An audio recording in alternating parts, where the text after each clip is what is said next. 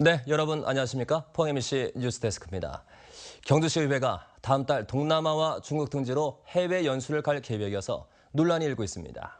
침체된 경주 관광 활성화를 위한다곤 하지만 강진에다 태풍 피해 복구가 진행 중이어서 적절성에 의문이 제기되고 있습니다. 김형일 기자가 보도합니다.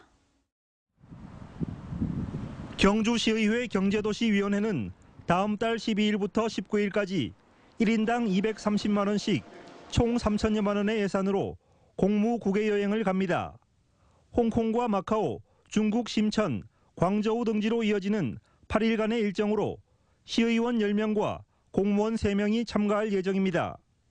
구체적으로 홍콩과 마카오의 도시정책, 관광산업 실태를 배우고 중국의 일반 관광지도 견학 코스에 포함되어 있습니다.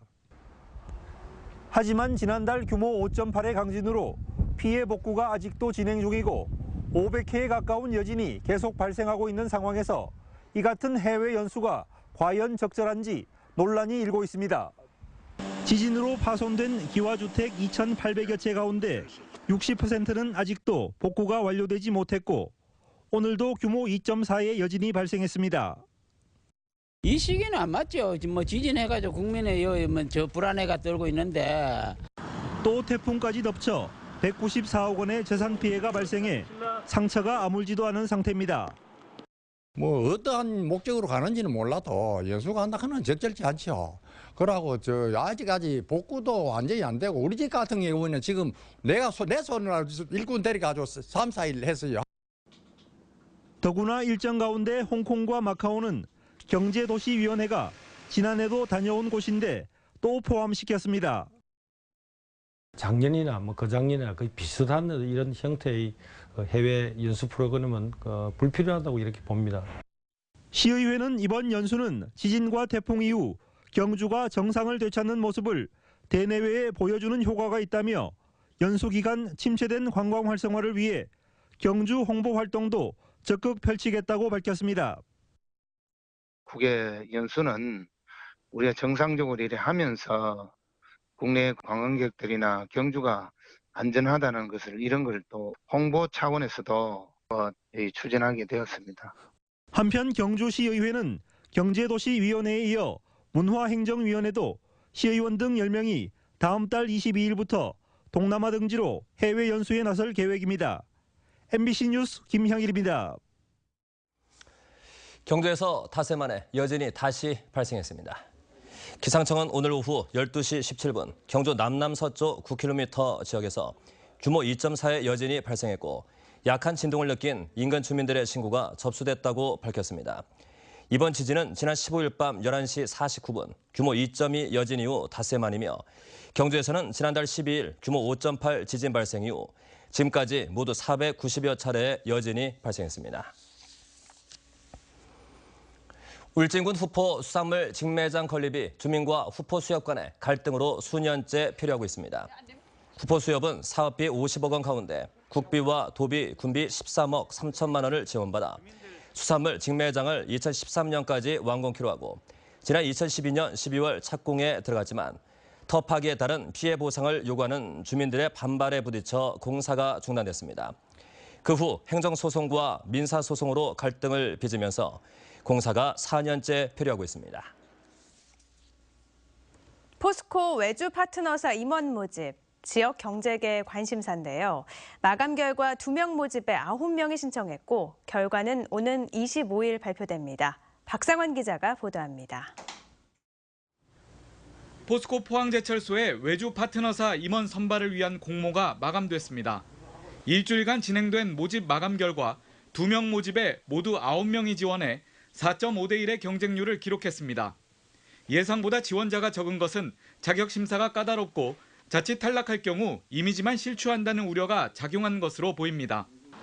포항상공회의소는 서류 심사와 면접을 거쳐 오는 25일 대상자를 선정할 계획이며 선정된 임원은 2, 3년간 직무 능력을 검증받은 뒤 대표이사로 발탁됩니다.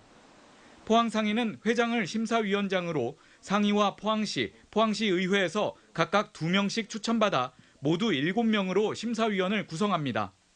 지역사회 발전에 기여하고 기업 경영을 원만하게 운영해 나갈 소신과 비전을 갖고 있는 인재를 선정할 계획입니다. 포스코는 지난 2005년부터 지역사회와 상생 차원에서 지역 출신으로 외주사 대표를 선발해왔습니다. 하지만 선발 과정에서 심사 결과 공개 요구가 제기되거나 잡음이 끊이지 않았습니다.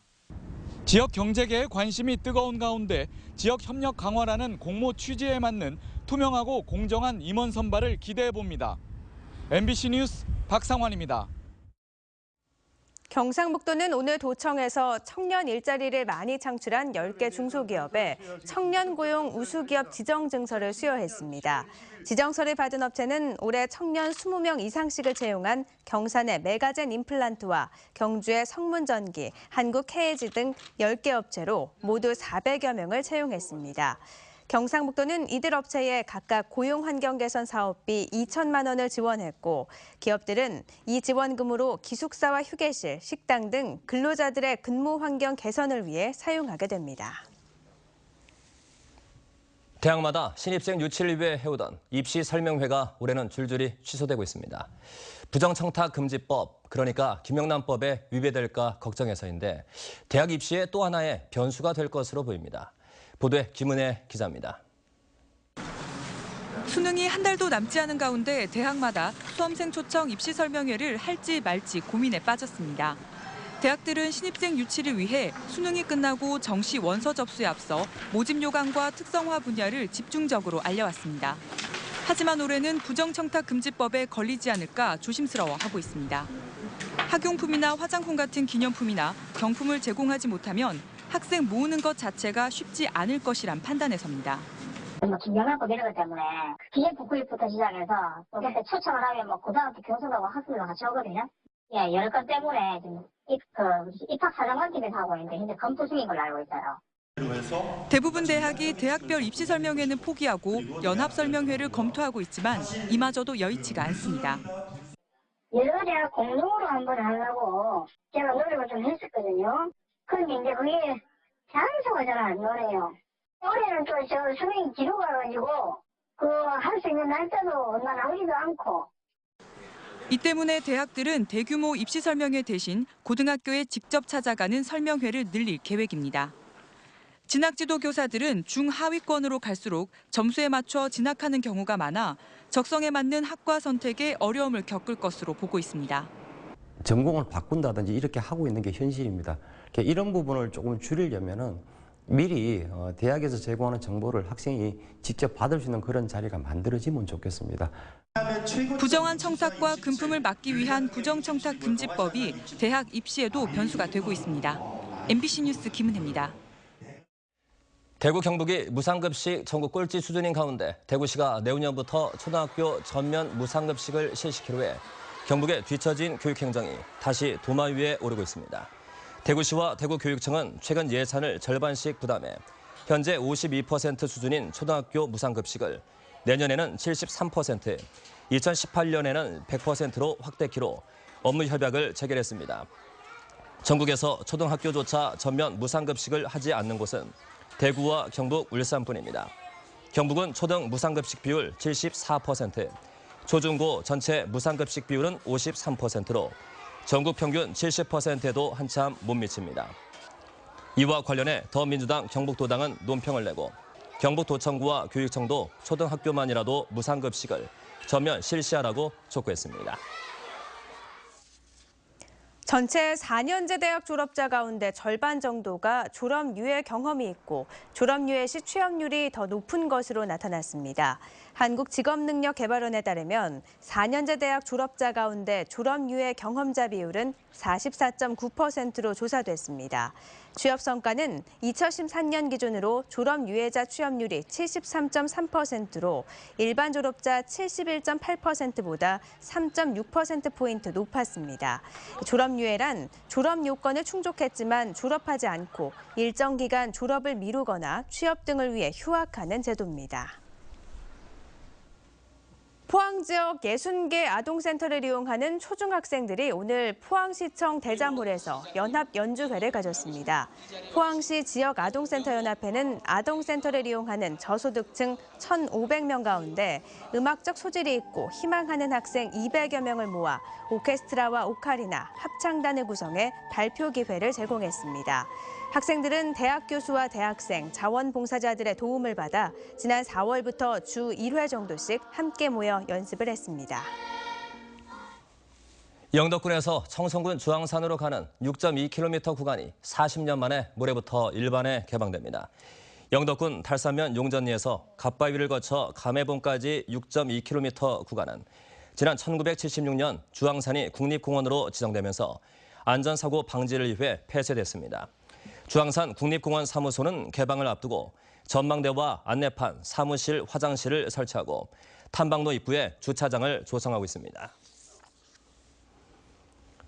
저희 포항문화방송이 제작한 광복절 특집 다큐멘터리 독도 DNA가 방송통신심의위원회가 주관한 8월 이달의 좋은 프로그램상을 수상했습니다. 신영민 PD가 연출한 독도 DNA는 일제강점으로 잃어버렸던 우리나라 생물 주권의 실태를 알리고 독도 생물의 DNA를 규명할 필요성을 일깨운 점이 높게 평가를 받았습니다. 곳곳에 비가 내리고 있는데요. 이 비는 내일 새벽까지 이어질 전망입니다. 내일 비가 그친 후에도 하늘은 흐리겠고 낮 기온도 오늘보다 낮겠습니다. 송예림 기상캐스터입니다. 오늘 하늘이 흐린 데다가 미세먼지 농도도 나쁨 수준을 보이면서 가시거리가 좋지 않았습니다. 뿌옇게 먼지 안개가 꼈는데요. 앞으로 동풍의 영향으로 미세먼지는 점차 해소될 것으로 예상됩니다. 현재 곳곳에 비가 내리고 있는데요. 이번 비는 내일 새벽까지 이어지겠고 예상 강수량은 5에서 10mm로 많지는 않겠습니다. 내일 낮 기온은 오늘보다 낮겠습니다. 울진이 17도, 포항과 경주가 19도에 머물 것으로 예상되는데요. 하늘이 흐려서 햇빛은 못 들어오고 바람마저 약간 강하게 불기 때문입니다. 현재 동해상에는 풍랑주의보가 발효 중인 가운데 내일까지 해안가에서는 너울에 의해 파도가 높게 일면서 방파제나 해안도로를 넘는 곳이 있겠습니다. 각별히 유의하시기 바랍니다. 자세한 내일 날씨 알아보겠습니다. 내일 비가 그친 후에도 하늘은 계속해서 흐릴 것으로 예상됩니다. 아침 기온 울진과 영덕이 13도, 포항 16도, 경주 13도고요. 낮 최고 기온은 울진 17도, 영덕 18도, 포항과 경주는 19도까지 오르겠습니다. 울릉도와 독도 지역은 구름만 많이 끼겠습니다. 아침에 울릉도 12도, 독도 14도, 한낮에는 울릉도 15도, 독도 16도가 예상됩니다. 내일 오전까지 동해 앞바다에는 비가 내리겠고요. 바다의 물결은 최고 4m로 매우 높게 일겠습니다. 내일 비가 그친 후 당분간은 비 소식은 없을 것으로 보입니다. 날씨였습니다. 포항 영일대 수욕장에서 개막된 포항 스틸아트 페스티벌을 찾는 관람객이 꾸준히 이어지고 있습니다. 포항 스틸아트 페스티벌 운영위원회는 지난 1일 개막 이후 광주예총과 대구예총 등 다른 지역 단체 관람객과 초중고등학교 단체 관람객 등 7만여 명이 찾았다고 밝혔습니다. 특히 7명의 작품 해설사로부터 설명을 들을 수 있는 아트 투어가 인기를 끌고 있고 토, 일요일 오후 2시와 4시 운항하는 크루즈 투어도 접수가 마감됐습니다. 철강 기업 근로자와 조각가들의 작품 50여 점이 전시되고 30여 가지의 체험 행사가 곁들여진 스틸아트 페스티벌은 이달 말까지 진행됩니다. 포항제철소가 다음 달 14일까지 철강 해설사를 모집합니다. 지원 자격은 여성 포항 시민으로 PC 활용 능력 보유자와 외국어 능통자는 우대합니다. 근무 형태는 채용 기간 1년의 임시직이며 우수 근무자는 1년간 연장이 가능합니다. 지난해 문경시 등 도내 8개 시군에서 열렸던 2015 경북 문경 세계 군인체육대회의 성공 개최에 공이 큰 기관, 단체와 개인에 대한 시상식이 오늘 도청에서 열렸습니다. 시상은 경상북도와 문경시가 대통령 표창을, 경북교육청과 포항시가 국무총리 표창을 받는 등 11개 기관단체가 각종 표창을 받았습니다. 또 훈포장 27명, 대통령 표창 44명 등 모두 358명이 수상했습니다. 농촌 공동화 현상이 갈수록 심해짐에 따라 도시 실업자와 청년 등이 농촌에 정착할 수 있도록 하는 지원 정책 도입이 필요하다는 여론이 확산되고 있습니다. 정부의 농림업 총조사 결과 지난해 농가 수는 전체 가구의 6%, 123만 가구로 나타났습니다. 네, 이상으로 10월 20일 목요일 포엠C 뉴스데스크 마치겠습니다. 여러분 고맙습니다.